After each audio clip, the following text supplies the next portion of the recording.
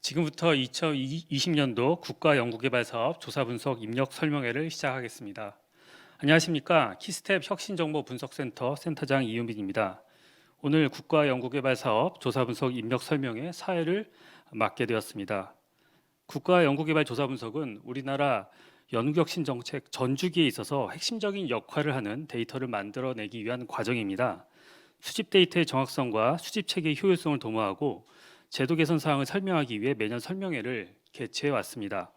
올해는 코로나 바이러스로 인한 사회적 거리두기의 일환으로 온라인으로 설명회를 개최하게 되었습니다. 행사 시작에 앞서 먼저 국민의례가 있겠습니다.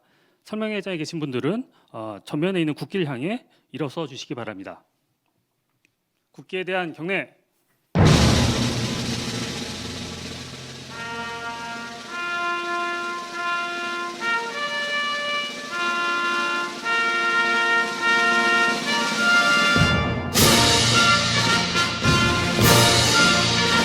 나는 자랑스러운 태극기 앞에 자유롭고 정의로운 대한민국의 무궁한 영광을 위하여 충성을 다할 것을 굳게 다짐합니다.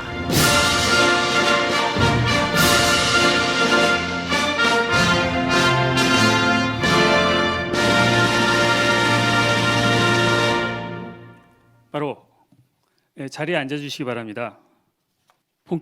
본격적인 설명에 들어가기 앞서 과학기술정보통신부 과학기술정보과 김영은 과장님의 인사 말씀이 있겠습니다. 과장님 모시겠습니다. 방금 소개받은 과학기술정보부의 과학기술정보과장 김영은입니다.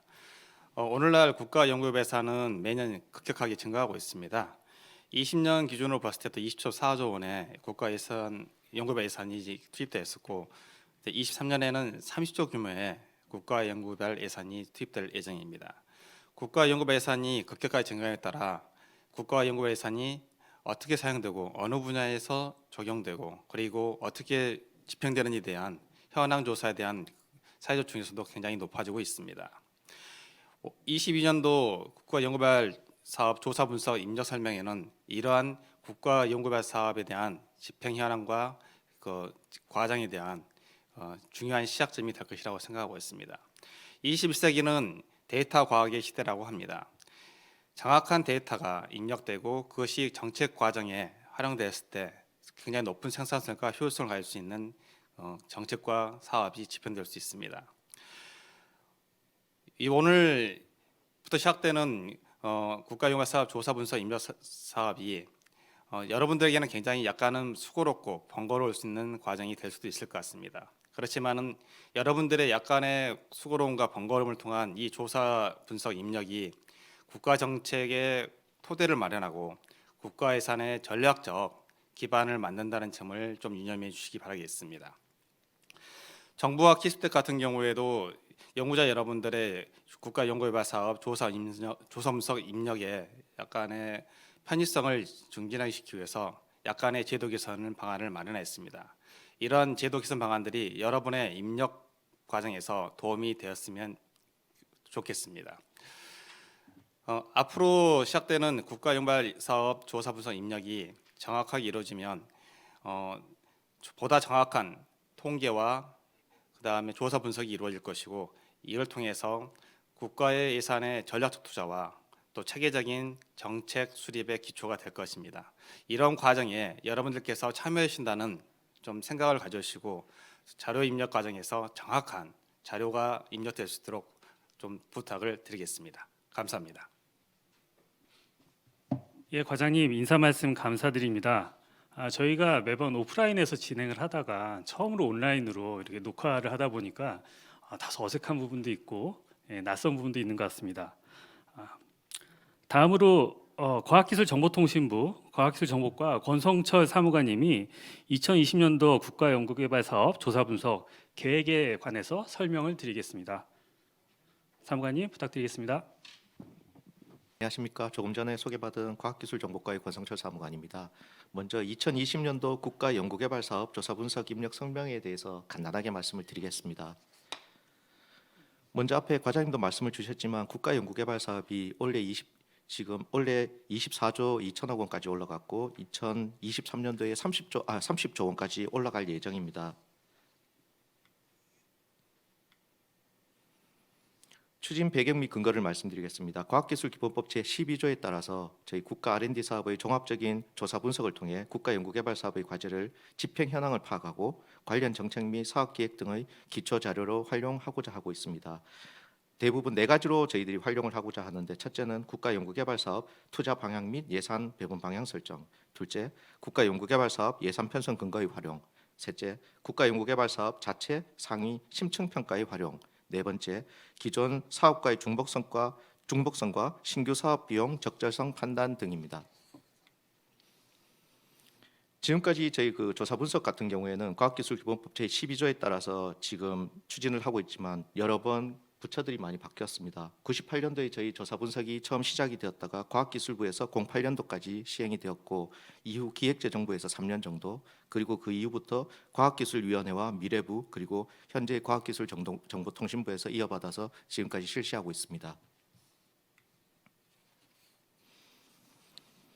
구체적으로 이제 조사 분석 대상에 대한 부분을 말씀드리겠습니다. 2020년도에는 총 20조 4,532억 원에 대해서 저희들 조사 분석을 실시를 하게 되며, 그 중에서 일반에게 18조 576억 원, 특별에게 4조 5,832억 원, 그리고 기금 1조 8,125억 원으로 구성이 되어 있습니다.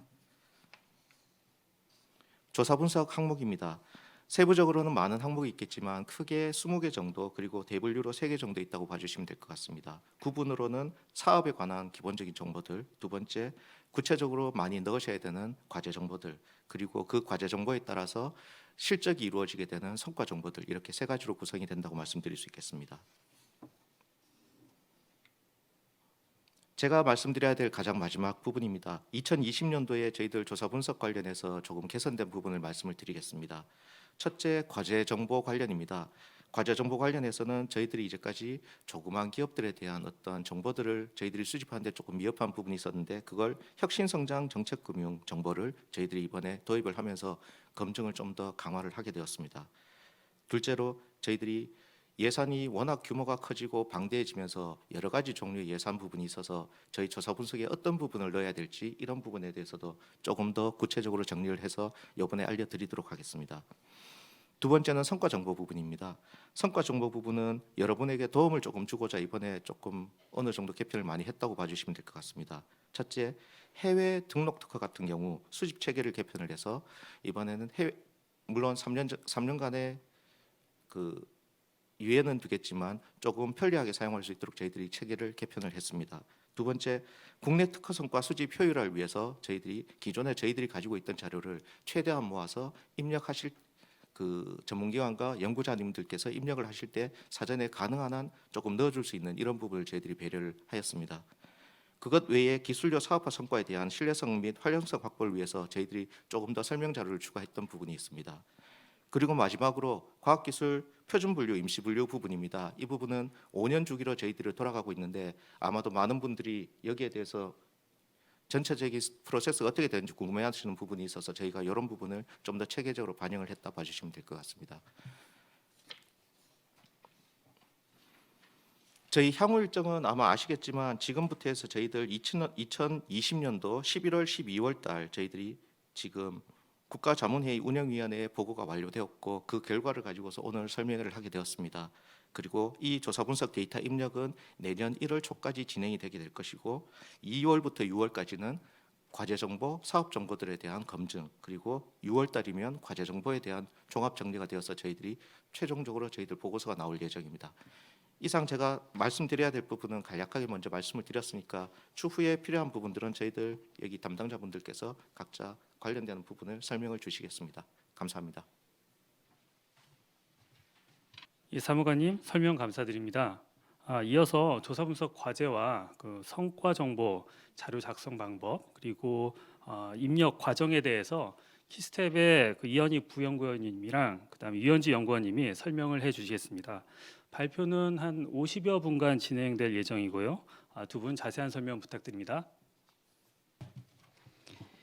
네, 안녕하세요. 방금 소개받은 키스텝 혁신정보 분석센터 이현익입니다. 제가 올해로 지금 3년째 이 국가연구개발사업 조사분석 입력 설명회를 진행하는데 그 코로나 바이러스 감염증 확산 방지를 위해서 지금 온라인으로 진행되는 점에 대해서 좀 생소하기도 합니다. 네, 곧 동영상이 업로드가 될 텐데 올해도 그 입력을 잘 부탁드린다는 말씀을 드리면서 발표를 시작하도록 하겠습니다. 국가연구개발사업 조사분석 개요는 앞서 그 권성철 사무관님이 소개해 주신 대로 이제 투자 분석과 사업 조정, 사업 평가, 그리고 예비 타당서 분석에까지 활용되는 과학기술 기본법 제12조에 기초한 그 승인 통계입니다.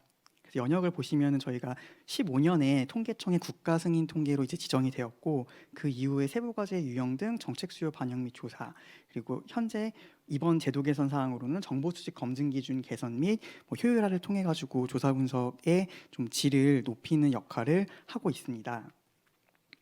조사 분석 추진 체계는 저희가 매년 이렇게 입력 설명이 시작을 기점으로 해가지고 그 입력 설명회를 마친 뒤에 각 연구개발 사업을 수행하는 35개 부처청 위원회에 조사 분석 자료 입력을 요청드립니다. 요청 입력에 따라서 익년도 1월 말까지 입력을 완료해 주시면 저희가 수집 검증을 통해 과제 정보는 6월 그리고 성과 정보는 하반기 12월 정도에 발표를 하게 되어 있습니다. 조사 분석 대상은 2020년도에 총 24조 4,532억 원으로 이건 추경 포함된 것으로 되어 있습니다. 일반 연구개발 사업 그 정부 연구개발 예산으로는 22조 6천억 정도가 되고 기금이 한 1조 8천억 정도 돼서 총 토탈 24조 4,532억 원에 대한 정보를 입력해 주시면 되겠습니다. 저희가 조사 분석을 입력하는 단위는 세부 과제가 기준입니다. 그래서 그 예산 구조상 세부 사업으로 집행된 세부 과제와 그 하위의 위탁과 공동 연구 과제를 입력해 주시면 됩니다. 위탁과 공동 연구 과제에 대해서는 각 부처의 연구개발 규정에 따라서 조금 다양한 표현들을 활용하고 계신데 저희 조사 분석에서는 위탁 과제와 공동 과제라는 표현을 사용합니다. 보시다시피 이제 세부 과제에는 주간 연구기관과 협동 연구기관을 이루어진 여러 가지 세부 과제들이 있고요. 이 세부 과제는 주관과 협동 모두 수평 관계에 있습니다. 그리고 이 세부 과제 하위에 해당하는 것으로 위탁 연구와 공동 연구가 있고 이 위탁 연구와 공동 연구는 세부 과제에 포함되는 관계라고 이해해 주시면 되겠습니다.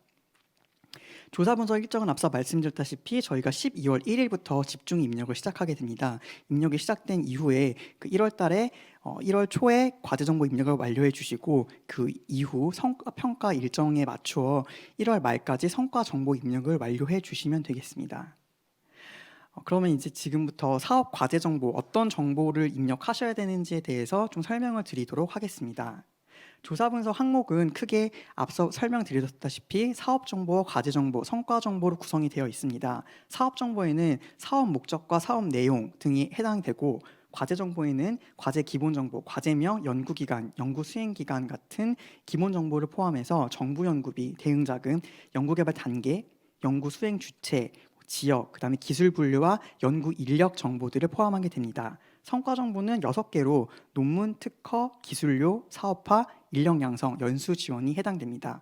이 중 인력 양성의 경우에는 제출 대상 사업이 별도로 정해져 있으니 이 점 참고하시면 되겠습니다.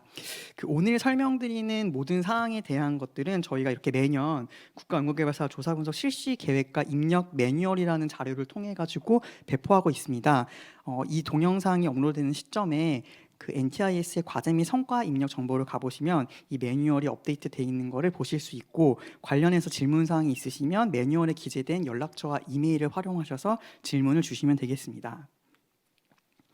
사업 정보를 그럼 어떻게 입력해야 되냐부터 설명을 드려야 되겠습니다. 사업 정보는 지금부터 집중 입력이 시작되기 전까지 각 사업의 담당자들은 이 사업 정보를 전부 입력하시어 활성화를 시켜야 사업 하위에 있는 세부 과제 연구 책임자들이 과제 정보를 입력하실 수 있습니다. 저희가 이 입력 설명회의 메일링 발송 대상이 가장 1차적으로 각 사업의 부처 담당자와 과제관리 전문기관 담당자들이 지정이 되어 있는데 다 메일을 받으셨을 거라고 생각이 됩니다. 그래서 이 사업 담당자분들께서는 지금부터 이제 과제 및 성과 입력 NTIS 시스템에 가셔서 이 사업 정보를 등록해 주시면 되겠습니다.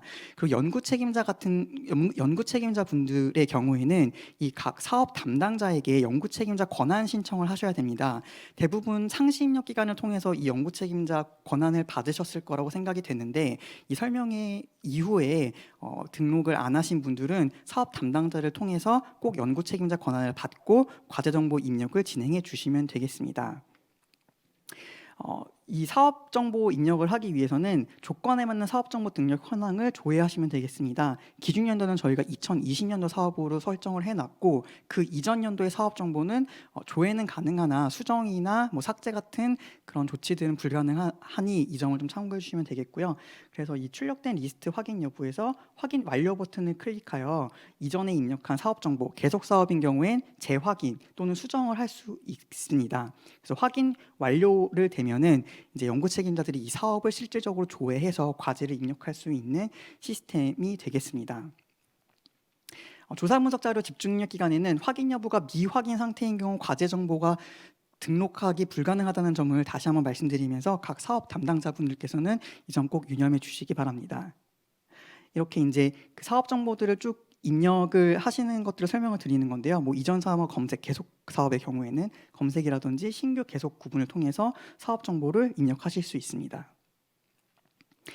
지금부터 이제 과제 정보 입력에 대해서 좀 설명을 드리도록 하겠는데요. 이 사업 정보의 입력이 마치면 과제 정보가 입력이 되게 들어옵니다. 근데 저희가 이제 과제 및 성과 입력이라는 시스템은 크게 이제 상시 입력 기간과 조사 분석 집중 입력 기간으로 나눠집니다. 상시 입력 기간은 이제 그 해당 연도의 사업이 세팅되는 순간부터 계속 진행이 되는 거고, 집중 입력은 매년 12월 1일부터 익년도 1월 31일까지 진행이 됩니다. 과제 정보 같은 경우에는 저희가 다른 표현으로는 성과를 담는 그릇이라고 표현합니다. 그래서 과제 정보에 대해서는 여기 그 도표에 보시는 바와 같이 정보 연계를 통해서 85.9%, 2019년도 기준입니다. 대부분의 정보가 이제 정보 연계, 과제 관리 기관의 정보 연계를 통해서 들어오는 부분이고요. 연구 책임자가 직접 수동으로 엑셀이나 웹 등록 입력을 하는 경우는 약 한 5%에서 4% 정도로 좀 비중이 적은 편입니다. 그럼에도 불구하고 다만 성과 정보 같은 경우에는 비교적 웹 입력을 통한 그 엑셀 등록이 좀 많은 편입니다. 정보 연계보다는 엑셀이나 웹 등록이 많으니 제가 좀 전에 설명드렸던 조사 분석 입력 매뉴얼 자료를 잘 활용하셔서 그 입력 자료를 입력해 주시면 되겠고, 질의사항이 있으실 경우 그 기재된 메일이나 전화번호를 활용해서 문의를 주시면 되겠습니다. 조사 분석 항목 설명은 제가 아까 설명드린 입력 매뉴얼에 그 국가연구개발사업 조사 분석 실시 계획안과 입력 매뉴얼을 참조하시면 되고요. 그리고 웹 등록은 그 매뉴얼에 있는 NTIS 심스 입력 매뉴얼을 참조하시면 되겠습니다. 그리고 엑셀 등록 같은 경우에도 그 심스 입력 매뉴얼을 참조하시면 되는데, 먼저 그 조건에 맞는 사업 정보 등록 현황을 확인하셔야 됩니다. 그래서 이제 과제 등록하는 그 페이지에 들어오시면은 각 부처별 사업들의 리스트를 쭉 보실 수 있게 되어 있고, 이 리스트는 전부 보여지는 게 아니라 해당 사업에 속하는 과제의 연구 책임자인 경우 또는 해당 사업을 관리하는 사업 담당자가 관리하는 사업인 경우에만 보여집니다. 그래서 혹시 사업이 보여지지 않는 경우에는 저희 쪽에 이메일이나 전화를 통해 문의를 주시면은 저희가 과제 관리 전문기관이라든지 연구 책임자 권한 설정을 통해서 변경해 드리니 이 점 좀 참조해 주시면 되겠습니다. 그래서 검색 결과 목록에서 세부 사업명을 클릭하면은 과제 정보 등록 화면으로 이제 이동을 하게 됩니다. 그래서 엑셀 등록 버튼을 누르시면 이제 과제 엑셀 등록 화면으로 이동하고 입력을 하게 됩니다. 저희가 그 엑셀 입력을 통한 과제 등록을 위해서 이제 엑셀 양식을 그 심스 Q&A 게시판에 이제 업로드해 놓았는데요. 이 정보들 같은 경우는 이 엑셀 서식에 뭐 그런 드래그 기능이라든지 또는 수식을 첨가하게 되면은 엑셀 정보가 나중에 인식을 좀 오류가 날 가능성이 굉장히 높아집니다. 그래서 가급적 엑셀을 손상시키지 않고 그냥 그 정보만 붙여넣는 형태로 입력을 해 주시는 게 안전하겠습니다. 그리고 이제 과제 관리 전문 기관명과 기관 세부 과제 번호를 정확하게 입력해야 되는데 이 중에 하나라도 과제 기본 정보와 다르게 입력하는 경우에는 또 오류를 띄우게 됩니다. 그래서 이건 가장 자주 나오는 오류의 그 유형 중에 하나니까 이 점도 좀 잘 참고하셔가지고 중복되는 과제 세부 과제 번호 없이 좀 잘 입력을 해주시면 되겠습니다. 과제 정보 입력에 대해서는 제가 그 엑셀 양식을 기준으로 중요 포인트들에 대해서만 좀 설명을 드리도록 하겠습니다. 첫 번째는 이제 이전 과제 번호입니다. 보통은 대부분의 과제가 계속 과제 형태로 진행되기 때문에 과제는 항상 이전 과제 번호를 가지고 있는데요. 이전 과제 고유 번호는 그 크게 두 가지로 나뉩니다. 하나는 저희가 관리하는 과제 고유 번호에 해당하는 이전 과제 고유 번호가 있고요. 그다음 기관에서 따로 관리하시는 이전 기관 세부 과제 번호가 있습니다. 이 번호들을 그 검색해서 둘 중에 하나는 반드시 입력을 해주셔야 전년도 과제 정보를 매칭시켜서 저희가 계속 과제와 신규 과제를 구분할 수 있게 됩니다. 그래서 이거는 그 과제 정보를 먼저 이전 과제 정보는 계속 과제인 경우에 꼭 잘 입력을 해주셔야 되고요. 그 다음으로 이제 보완 과제 여부인데 보완 과제 여부는 yes와 no 이렇게 체크를 하게 되어 있습니다. 대부분은 노이실 텐데 yes로 체크되는 경우에는 반드시 보완 과제 해제 년 월을 입력해 주셔야 됩니다. 그래서 yes일 경우에는 뭐 예를 들어 2020년도 01월까지 뭐 이런 식으로 해제 연월을 입력을 해 주셔야 정상적으로 정보가 등록됩니다. 그리고 보완 과제 해제 연월 이후에는 저희 NTIS에서 보완 과제 그 비공개 처리된 정보들이 다 노출되니까 이 점도 잘 생각하셔서 보완 과제 해제 연월을 작성해 주시면 되겠습니다. 다음으로 이제 부처명 사업명이 있는데요. 이건 기본적으로 과제 정보 등록을 위해서 그 사업 하위의 정보들을 이미 끌고 왔기 때문에 부처와 사업은 이미 지정이 되어 있을 겁니다. 그래서 이제 그 요 부처와 사업명 같은 경우에는 참고하시면 되겠고요. 그 NTIS 시스템에 등록된 사업명과 동일하게 입력해 주셔야 합니다. 저희는 사업명에 띄어쓰기를 허용하고 있지 않아서 사업명에 이제 띄어쓰기가 있다든지 뭐 어떤 그 일부 괄호 문자가 누락돼 있다든지 이런 경우가 생기면 동일 사업으로 인식하지 못하기 때문에 매칭이 안 됩니다. 그래서 꼭 저희 심스에 등록된 사업명으로 이 엑셀 정보를 채워주시면 되겠습니다. 내역 사업명 같은 경우에는 예산 요구서를 기준으로 이제 모든 내역 사업을 파악해서 입력해 주시면 되겠는데요. 다만 이제 인문사의 연구개발 사업에 해당하는 정책 연구개발 사업 같은 경우에는 별도의 내역이 없는 경우가 있습니다. 그럴 경우에는 이제 세부 사업명과 내역 사업명을 동일하게 입력해 주셔도 무방한데 저희가 2016년부터 내역 단위 사업을 연구개발 예산 배분 조정에 적극 활용하고 있으니 이 내역 사업을 정확하게 입력해 주시는 게 향후 이제 예산 배분 조정에서도 좀 유리하게 작용할 수 있으니까 꼭 내역 단위로 잘 입력을 부탁드리도록 하겠습니다.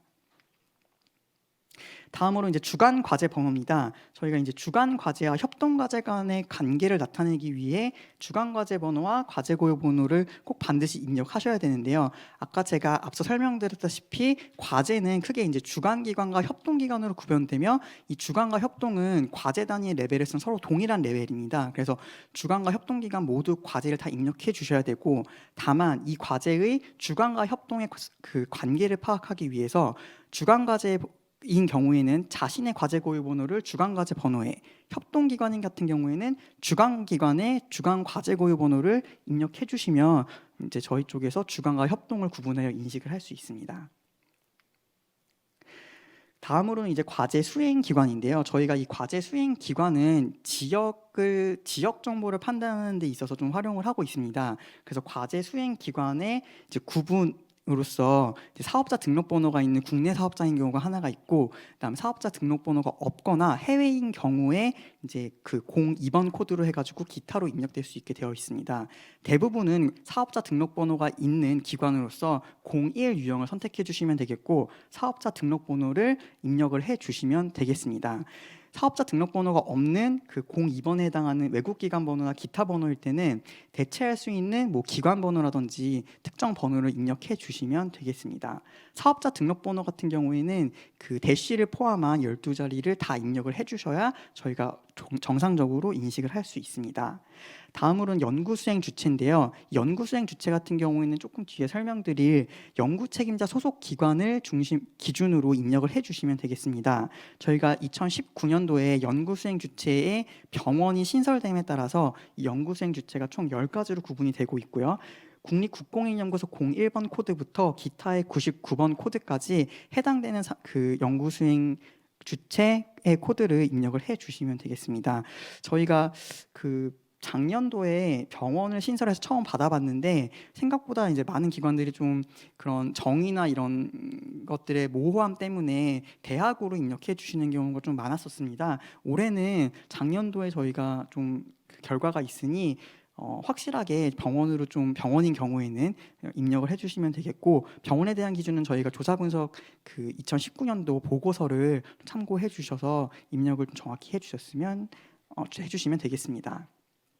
다음으로 이제 지역입니다. 이거는 과제 수행 기관을 중심으로 지역 코드를 입력해 주시면 되겠고, 저희가 그 2017년부터 17개 광역자치단체에서 239개 기초자치단체까지로 그 지역 입력 레벨을 더 확대하고 세분화하였습니다. 그래서 지금 잘 입력해 주고 계신데 이 기초자치단체까지의 코드를 정확한 지역 정보를 좀 입력을 해주시면 되겠고, 그 기초자치단체 최근 좀 변동이 있어가지고 인천광역시 남구 같은 경우에는 인천광역시 미추홀구로 저희가 수정을 해드렸으니 혹시 해당 사항이 있으신 분들 다시 한번 확인하셔가지고 코드를 잘 입력해 주시면 되겠습니다. 코드표는 저희가 매뉴얼상 별첨 4에 있는 그 지역 코드를 참고하셔서 입력해 주시면 되겠습니다. 다음으로는 국가과학기술 표준 분류인데요. 연구 분야와 크게 이제 적용 분야로 나눠져 있고, 소분류까지 분야 1, 2, 3 중에 최소 1분야 이상을 입력해 주시면 되겠고, 하나 이상을 하나 초과를 입력하실 때 될 경우에는 이제 연구 분야 가중치를 적절하게 배분해서 나눠서 입력을 해주시면 되겠습니다.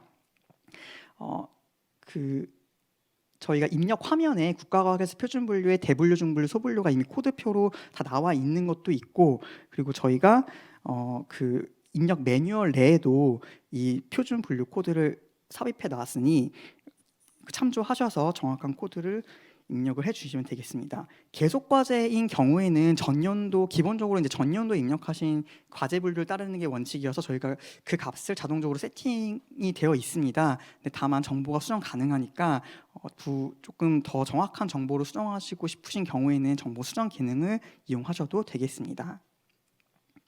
다음으로는 이제 국가과학기술 표준분류 임시 분야에 관한 건인데요. 이건 2023년도에 국가과학기술 표준분류 개정에 따라서 임시 분야의 사전 타당성 조사를 위해서 임시 분야 입력을 하게 되어 있습니다. 그래서 2020년도 과제부터 1차 개정 코드를 입력해 주시면 되고, 마찬가지로 입력 매뉴얼의 코드표가 참조되어 있으니까 이것 또한 입력해 주시면 되는데, 과학기술 표준분류 임시 분야의 경우에도 연구 분야와 연구 분야 가중치까지 포함한 분류 1, 2, 3에 대해서 하나 이상의 정보를 소분류 단위까지 입력해 주시면 되겠습니다.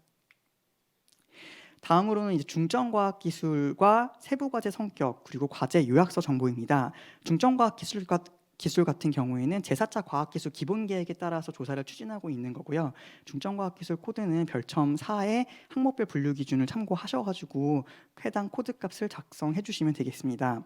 그리고 세부과제 성격 같은 경우에는 저희가 10, 20, 30 코드로 나눠서 관리를 하고 있습니다. 대부분은 10 연구 개발에 해당되는 걸 고요. 그리고 일부 연구시설 장비 구입 및 유지비 20, 그리고 연구 관리에 해당하는 30 코드가 있습니다. 그래서 요 중에서 택 1 하셔서 코드를 입력해 주시면 되겠습니다. 이 중에 연구개발 10 코드를 입력하신 과제에 대해서 저희가 과제 요약서 정보를 받고 있습니다. 연구 목표, 내용, 기대 효과, 그리고 한글과 영문 키워드에 대한 정보를 받고 있으니 10 연구개발에 해당하는 과제는 반드시 이 과제 요약서 정보를 같이 입력해 주시면 되겠습니다. 다음으로는 공동 연구 여부인데요. 저희가 아까 세부 과제의 그 포함 개념으로 위탁 연구와 공동 연구에 대해 설명을 드렸는데, 공동 연구 여부에 대해서 기업, 대학, 국공립 출연연, 그리고 외국 연구기관 기타까지 포함한 공동 연구 기관이 있는 경우에 예스 체크를 해주시면 되겠습니다. 다만 여기서 예스 체크를 할 경우 과제 정보는 공동 과제가 있다라는 것으로 인식을 하고 저희가 공동 연구 그 과제 시트를 작성을 해야 됩니다.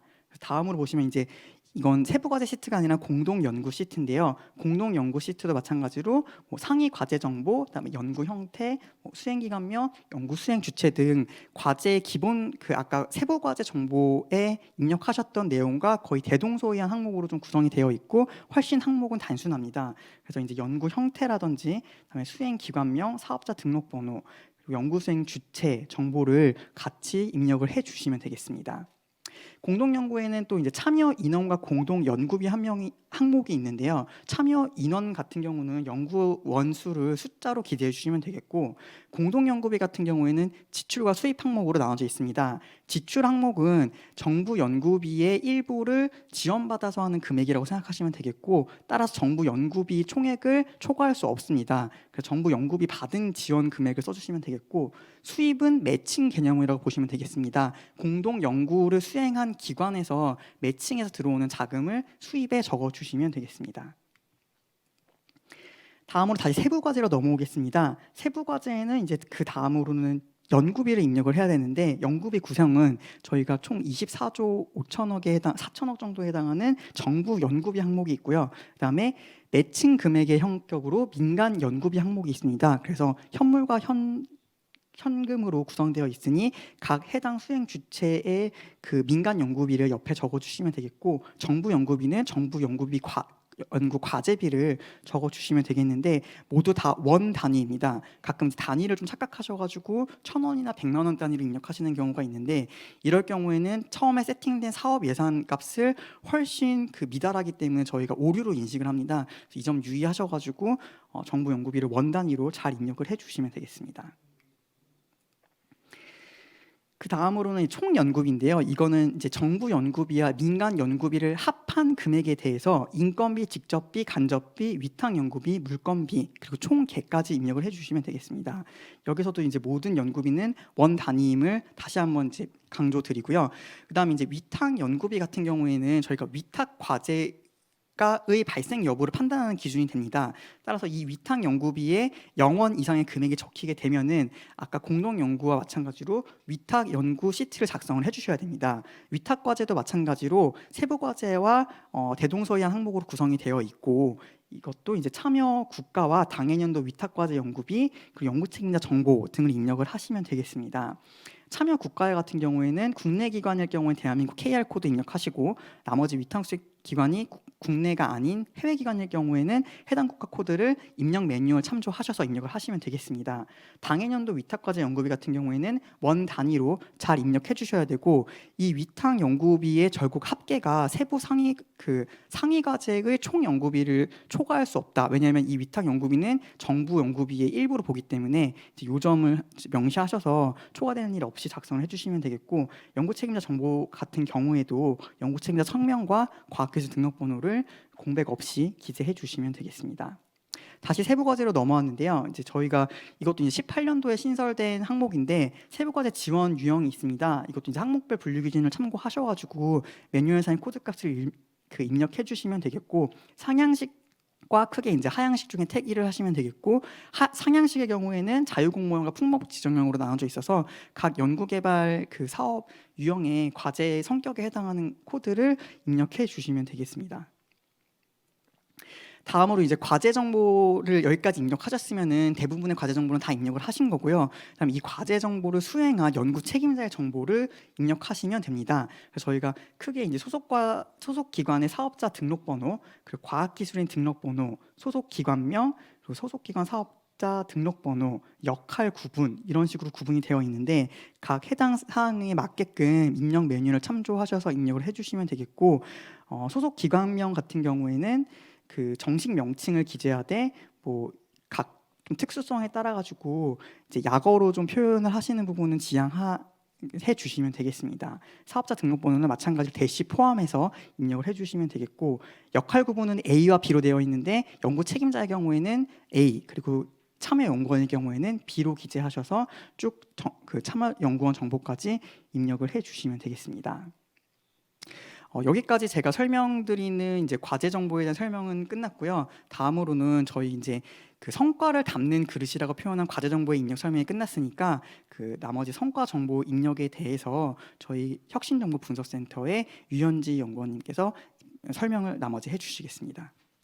네, 안녕하세요. 저는 키스텝 혁신정보분석센터 유현지입니다. 이어서 성과 정보에 대해서 발표드리겠습니다. 먼저 논문 성과입니다. 논문 성과는 학술 지명을 입력해 주셔야 하는데, 영문 풀네임으로 입력해 주셔야 합니다. 또 논문명도 영문명 입력이 우선이며 없는 경우에 하나여 한글 및 기타로 입력을 해주실 수 있습니다. 그리고 논문 성과는 SCIE 구분 여부를 표시하게 되어 있습니다.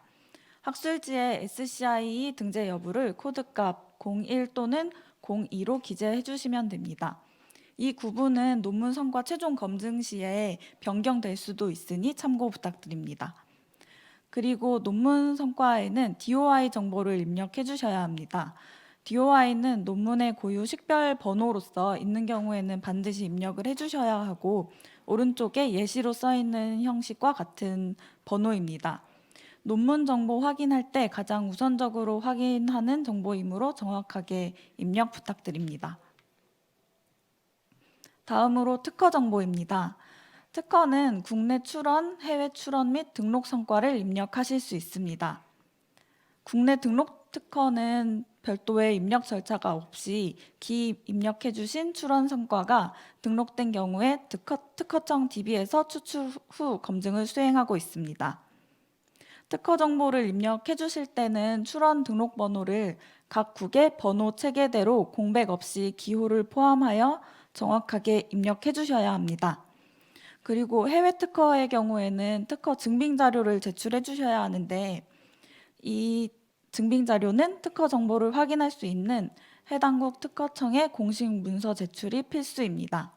미제출 시 성과 불인정될 수 있으니 참고 부탁드리고 제출 대상과 증빙 자료 요건은 국가연구개발사업 조사분석 입력 매뉴얼을 참고해 주시면 되겠습니다. 다음으로 특허 검증 실패 유형입니다. 다음 표와 같은 내용의 오류로 인해서 특허 검증이 실패하고 있으니 참고하셔서 주의하여 입력해 주시면 되겠습니다. 다음으로 기술료 성과입니다. 기술료 성과는 연구관리 전문기관에서 각 부처에 보고되는 당해년도 국고세입 기준의 금액을 입력해 주시면 되고 기술료 성과는 영원인 경우에는 성과로 인정이 되지 않습니다. 네, 입력하실 때 참고 부탁드리고 그리고 정부 납부 기술료는 연구개발 성과 소유기관이 영리기관인 경우에 정부 납부 기술료 여부 예스로 체크해 주시면 됩니다. 납부 방식은 기술 실시 계약에 따라 정액 출연 정률, 정액 지정, 경상 착수, 경상 매출 정률, 혼합 중에서 선택 입력하실 수 있습니다.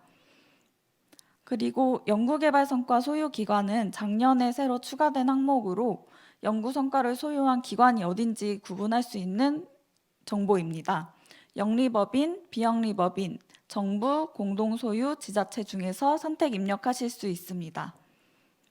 실시 방식은 연구개발 성과 소유기관이 직접 실시하는 경우에는 01번, 그리고 제3자 실시하는 경우에는 02번 코드로 입력하시면 되겠습니다.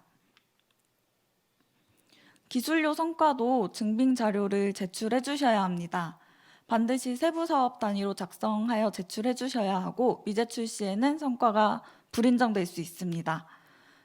증빙 자료 양식은 화면에서 보시다시피 엑셀 양식인데 과제 및 성과 입력 사이트의 자료실에서 다운로드 받으실 수 있습니다. 그리고 시스템에 제출해 주신 내용과 동일하게 입력해 주셔야 검증에 성공을 하여 성과로 인정받으실 수 있습니다. 기술료 조사 대상 범위입니다. 기술료란 연구개발 성과를 실시하는 권리를 획득한 대가로 실시권자가 연구개발 성과 소유기관에 지급하는 금액을 말합니다. 영리기관의 경우에는 정부 출연금을 지원받아 개발한 연구 성과로 직접 실시 또는 제3자 실시하는 경우에 중앙행정기관에 기술료를 납부해야 합니다. 이때 납부하는 기술료는 부처에 따라 기준이 상이하니 각 부처마다 적합한 기준으로 금액을 입력해 주시면 되겠습니다. 그리고 비영리기관, 정부, 지자체에서 연구개발 성과를 소유하고 있는 경우에는 정부 납부 기술료는 면제됩니다. 하지만 이때는 제3자 실시하는 경우에 협약에서 정하는 바에 따라 기술료 징수 실적을 제출해 주시면 됩니다. 아래 그림에서 빨간색 박스로 표시된 부분이 국가연구개발사업 성과의 기술료 조사 대상 범위입니다. 그리고 기술료 납부 체계는 오른쪽 표에서 보실 수 있는 것처럼 구분되어 있습니다. 협약에서 정하는 바에 따라서 적합한 분류로 입력을 해주시면 되겠습니다. 다음으로 사업화 성과입니다. 사업화는 크게 기술 보유자의 직접 사업화, 기술 이전으로 구분됩니다. 또 세부적으로는 창업, 상품화, 공정 개선으로 구분되어 있습니다. 사업화 형태에 해당 코드값을 입력을 해주시면 되고 또 기술 실시 계약을 체결하는 경우에 Y로 체크해 주시면 됩니다. 또 기술 실시 계약을 체결했고 또 당해년도에 기술료 금액이 발생한 경우에는 기술료 성과에도 제출을 해주시면 되겠습니다. 그리고 사업화 성과의 업체명에는 사업화 대상 기관의 업체명을 입력해 주시면 되는데 직접 사업화의 경우에는 사업화 활동이 발생한 기업명을 입력해 주시면 되고 기술 이전의 경우에는 기술 이전을 한 기업명을 입력해 주시면 됩니다. 만약에 B 대학에서 A 기업으로 기술 이전이 된 경우에는 업체명에는 A 기업명을 입력해 주시면 되겠습니다. 다음으로 인력 양성과 연수 지원 성과입니다. 인력 양성은 과학기술 인력 양성 지원 성과 제출 대상 사업에 한해서 입력을 하실 수 있고 전공 분류별, 학위별, 성별 인력 양성 대상 수를 입력해 주시면 되겠습니다. 연수 지원은 모든 사업에 대해 입력해 주시면 되고 학술 연수, 기술 연수, 장기, 단기, 국내, 국외 연수 대상 인원 수를 입력을 해 주시면 되겠습니다. 다음은 2020년 과학기술 인력 양성 지원 성과 제출 대상 사업입니다. 이 사업 목록은 조사분석 입력 매뉴얼에도 포함이 되어 있으니 참고하셔서 인력 양성 성과를 제출해 주시면 되겠습니다. 다음으로 성과 정보 수집 및 검증 추진 계획을 말씀드리겠습니다. 먼저 12월 1일부터 집중 입력이 시작됩니다. 이때 NTIS 과제 및 성과 입력 시스템으로 조사 분석 데이터를 입력해 주시면 되고 성과 정보는 논문, 특허, 기술료, 사업화, 인력 양성, 연수 지원 성과를 입력해 주실 수 있습니다. 그리고 성과 마감일은 2021년 1월 29일 금요일입니다. 기술료와 사업화 성과는 2021년 7월 8일까지 계속 입력이 가능하시니까 일정에 참고해 주시면 되겠습니다. 집중 입력이 마감된 2월부터는 성과 정보의 1차 검증이 실시가 됩니다. 이때는 입력 성과의 진위성 여부가 검증이 되는데 이 1차 검증 결과에 대한 내용을 바탕으로 6월에 피드백이 실시될 예정입니다. 피드백은 과제관리기간 단위로 수행하고 국내 등록 특허와 출처기재 출원 특허를 포함하여 제공이 될 예정이고 기술료 사업화 성과는 아직 입력 기한이 마감되지 않았기 때문에 제외하고 피드백이 실시됩니다. 그리고 7월 8일에는 기술료 및 사업화 성과 입력이 마감될 예정입니다. 기술료 증빙 자료 제출해 주신 내용과 입력 내용을 검토해서 실패건에 대하여는 별도 통보 드릴 예정이고 7월 초까지 기한이 긴 만큼 입력 기한을 준수 요청드리겠습니다. 기술료 사업화 성과를 추가로 집중 입력 이후에 입력을 해주실 때는 과제 및 성과 입력 화면 오른쪽 상단에 화면에서 보다시피 배너가 생성될 예정입니다. 이 배너를 클릭하시면 20년 성과를 입력해 주실 수 있고 그 일반 처음 들어가실 때 화면에서는 21년 성과를 입력을 해주실 수 있습니다. 다음으로 2020년도 조사 분석 추진 일정을 말씀드리겠습니다. 먼저 저희 연구관리 전문기관 협의회를 총 3회 서면으로 개최해서 조사 분석 실시 계획에 대한 의견을 수렴했고 또 이 수렴한 실시 계획에 대해서 국가과학기술자문회의 운영위원회 보고를 마쳤습니다. 그래서 이 실시 계획 내용을 바탕으로 12월 1일부터 2020년도 조사 분석 데이터 집중 입력이 실시가 되고 과제 정보는 21년 1월 8일에 마감, 성과 정보는 1월 29일에 마감될 예정입니다. DB 연계 마감은 이보다 조금 이른 1월 6일과 1월 27일에 마감될 예정입니다. 또 집중 입력이 마감된 이후에는 사업 과제 정보와 성과 정보의 검증이 실시되고 이 입력 정보의 검토도 함께 실시될 예정입니다. 그리고 21년 6월에는 과제 정보가 마무리되어서 국가과학기술자문회의 운영위원회 보고가 있을 예정입니다. 성과 분석 결과는 하반기에 확정되니 참고 부탁드립니다. 마지막으로 2020년도 조사 분석 주요 개선 추진안에 대해서 다시 한번 말씀드리겠습니다. 2020년도 주요 개선 내용은 크게 세 가지인데 먼저 첫 번째로 정책 활용도 제고를 위한 과제 정보 수집 검증 기준 개선입니다. 연구 수행 주체 정합성 검토 체계에 혁신 성장 정책 금융 정보를 추가 도입하여 정보 종합성 및 활용성 확장 기반을 구축하였고 다양한 유형의 재정 지원 사업에 대응하여 국가연구개발사업 조사 분석 대상 사업의 인정 기준을 체계화하였습니다. 두 번째로 성과 정보는 수집 효율화 및 정합성 제고를 위하여 해외 등록 특허 수집 체계 개선을 통한 특허 성과의 정합성을 제고하였고 국내 특허 성과 수집 효율화를 위한 출처기재 정보 적기 제공을 실시하였습니다. 또 기술료 사업화 성과의 신뢰성 및 활용성 확보를 위한 조사 기준을 수립하였습니다. 또 마지막으로 과학기술 표준분류 임시분류 갱신안 반영 및 입력 추진과 관련하여 임시분류 2차 개정 입력을 추진하고 또 이를 위한 2차 개정을 반영하는 내용입니다. 자세한 내용은 국가연구개발사업 조사분석 실시계획안과 입력 매뉴얼을 참조해 주시면 되겠습니다. 이상으로 발표를 마치겠습니다. 감사합니다. 네, 이현희 부연구원님, 유현재 연구원님 설명 감사드립니다. 핵심 사항 중심으로 이렇게 딱 축약을 해서 설명을 해드렸고요. 이어서 저희가 질의응답 시간을 갖고자 합니다. 저희가 배치를 좀 바꿔가지고 질의응답을 진행하도록 하겠습니다. 예, 이어서 질의응답 시간을 갖도록 하겠습니다. 질의응답은 입력 설명의 공지 내용을 확인하시고 접수해 주신 질의 사항에 대한 답변을 중심으로 진행을 하겠습니다.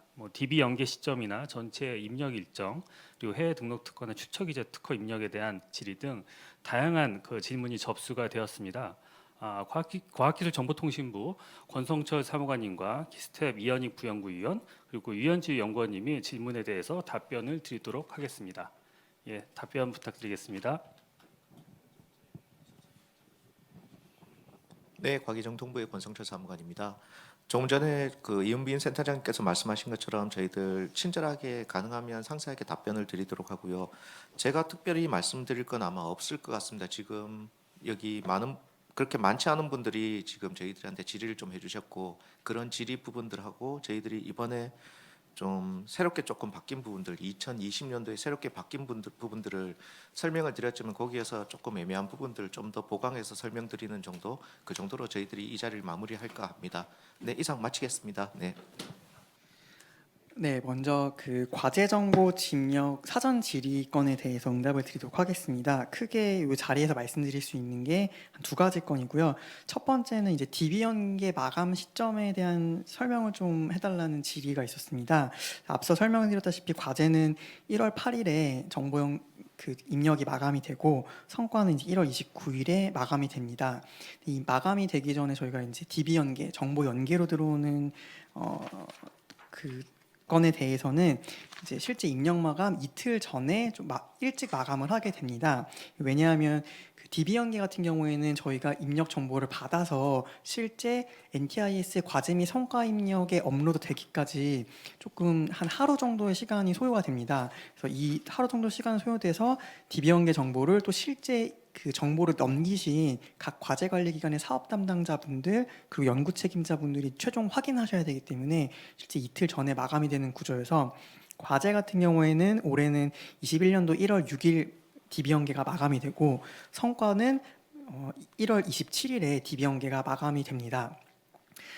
저희가 그 매번 입력 설명할 때마다 사실 이 질문이 많이 들어오는데 좀 입력 연장을 해달라는 분들이 굉장히 많이 계십니다. 저희도 이 실제 현장에서 과제관리기관의 사업 담당자분들이라든지 실제 이 과제 연구 책임자분들께서 얼마나 많은 고생을 하시면서 이 자료를 입력하시는지 잘 알고 있습니다. 그래서 최대한 많은 기간을 드리고 싶은데 아시다시피 이제 성과 정보가 이제 평가 일정과 맞물리다 보니까 실제로 1월 말 이후로 넘어가기 힘든 구조가 되어 있습니다. 그러다 보니 과제 그 성과를 담는 그릇인 과제 정보 같은 경우에도 이제 그 더 이상 이 일정보다 충분한 시간을 할애해 드릴 수 없다는 점에 대해서 다시 한번 양해의 말씀을 좀 드리겠고요. 그 과제 정보 같은 경우에는 부득이한 경우 이제 수일 기준으로 조금 연장이 될 수 있는 여지가 있습니다만 성과 입력 마감 기한은 작년과 마찬가지로 올해도 불변입니다. 그래서 아무쪼록 입력 기한 준수를 다시 한번 당부드린다는 말씀을 드리겠습니다.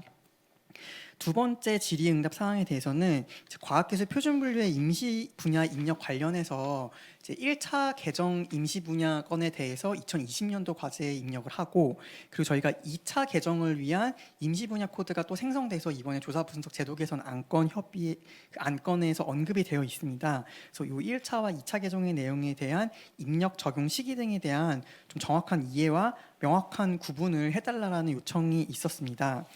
제가 사실 이제 과학기술 표준 분류 같은 경우에는 저희는 이제 그 임시 분류는 입력을 이제 저희 조사 분석을 통해 입력을 하지만 실제 이 과학기술 표준 분류 임시 분야 개정에 관련하는 것은 과학기술 정보과에 또 다른 담당자분이 계시고 제가 그분께 내용을 전달받아서 간략히 말씀드리겠습니다. 그 차기 과학기술 표준 분류 개정이 2023년도에 예정되어 있고 이 개정에 대비하여 개정 후보 분류명에 대한 임시 분류를 설정하고 근거 영향 모니터링을 추진해서 개정 타당성 평가를 하기 위한 근거 자료로 활용하고자 지금 임시 분야 입력을 저희 조사 분석을 통해서 진행을 하게 되었습니다. 그래서 작년 조사 분석 제도 개선 안건에 언급되었다시피 20년도 과제 대상으로 과학기술 표준 분류 임시 분야 제1차 개정 그 코드를 좀 다시 한번 연구 분야에 대해서 입력해 주십사라고 요청을 드렸고요. 그리고 21년도, 그러니까 내년도 과제에 대해서 2차 개정 임시 분야 코드를 적용해서 입력해 주십사 하는 게 주요한 내용입니다. 그래서 현재 2020년도 기준으로는 작년 실시계획 안건에 포함되고 매뉴얼에 언급되고 또 이번 매뉴얼에도 포함된 임시 분야 개정 1차 코드를 이용하셔서 이 임시 분류를 입력해 주시면 되겠고, 내용을 간단히 말씀드리면은 임시 분야 갱신 2차와 1차의 차이점은 1차 같은 경우에는 개정 후보 중분류가 16개, 그리고 소분류 148개에 대해서 그 임시 분야 개정이 일어나서 이 개정 코드를 포함한 과학기술 분야 그 연구 분야를 다시 입력해 주십사 하는 내용이었고, 2차 개정안은 21년도 과제를 입력 대상으로 하고 여기는 그 1차 개정안 플러스 그다음에 소분류 79개, 중분류 4개의 신설과 명칭 변경권을 포함하게 되었습니다. 그래서 요건에 대해서는 21년도 과제부터 입력을 해주시면 되겠고, 21년도 저희가 조사분석 입력 설명회 때 다시 한번 이 부분을 계속해서 그 공지를 드릴 테니까 참고하셔서 꼭 놓치지 않고 입력을 해주시면 되겠습니다. 네, 이상으로 과제 정보에 대한 사전 질의 응답은 이것으로 마치겠습니다. 성과 정보 관련해서는 저희 여러 가지 질문이 있었는데요. 특히 해외 등록 특허 제도 개선도 있었고, 그 다음에 출처 기재 특허 제공에 대한 질의가 있었습니다. 해당 사항에 대해서 유현주 연구원님이 자세히 설명을 드리도록 하겠습니다. 네, 먼저 해외 등록 특허 제도 개선 내용에 대해서 추가 설명을 드리겠습니다. 해외 특허의 경우에는 현재 출원과 등록 정보를 모두 입력을 할 수 있게 되어 있습니다. 그런데 해외 출원할 때 발생했던 과제는 A로 입력을 하고 이 특허가 등록되었을 때는 B 과제로 입력을 하면서 출원 시점과 등록 시점의 과제 정보가 서로 다르게 입력되는 경우가 있었고, 또 출원 성과는 국가연구개발사업 성과로 제출을 했지만 등록 성과는 또 제출하지 않아서 누락되는 경우도 있었습니다. 이러한 수집체계의 문제점을 개선하기 위해서 주요 8개국의 등록 특허는 출원 정보와 연계하여 수집할 예정입니다. 그런데 바로 적용하기에는 발생할 수 있는 문제점들이 있어서 23년 성과 입력부터 시행할 예정이며 2023년 이후부터는 주요 8개국의 등록 성과는 입력을 받지 않을 예정입니다. 이 주요 8개국은 미국, 중국, 유럽, 일본, 대만, 독일, 캐나다, 영국에 해당되고 또 수집 체계 개선이 본격 실시되기 전에는 출원 성과와 등록 성과의 과제 정보가 다를 경우에는 출원 시점의 과제 정보로 대체하여 검증할 예정입니다. 다음으로 두 번째 제도 개선 내용인 출처기재 특허 제공에 대한 설명드리겠습니다. 먼저 출처기재 특허는 특허 출원 시에 국가 R&D 정보를 입력한 특허입니다. 특허 출원 시에 국가 R&D 정보를 입력했음에도 불구하고 이 정보가 NTIS 과제 및 성과 입력 시스템에 연계가 되지 않음으로써 전문기관이나 연구기관 담당자분들께서 중복으로 입력하고 계신 것으로 알고 있습니다. 이러한 업무의 비효율을 감소시키고 또 출처기재 특허 정보의 활용도를 제고하기 위하여 12월 중에 전문기관과 연구기관의 담당자분들께 출처기재 특허를 미리 제공하고자 하는 내용입니다. 네, 이상입니다.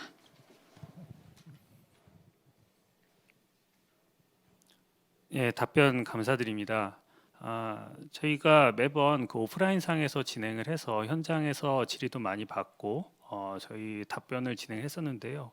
이번에는 코로나 바이러스 확산 방지를 위해서 불가피하게 온라인으로 설명회를 진행을 했습니다. 이 점에 대해서 다시 한번 양해 말씀드리고요. 혹시 추가적으로 그 궁금하신 부분 있으시면은 저희 키스텝 담당자분들에게 직접 연락을 하시면은 좀 더 자세한 답변을 들으실 수 있을 겁니다. 내년에는 다시 오프라인 설명회로 진행해서 더 많은 현장의 의견을 꼭 들을 수 있기를 희망합니다. 금년에도 충실한 데이터가 구축될 수 있도록 관련자분들의 많은 협조를 부탁드립니다.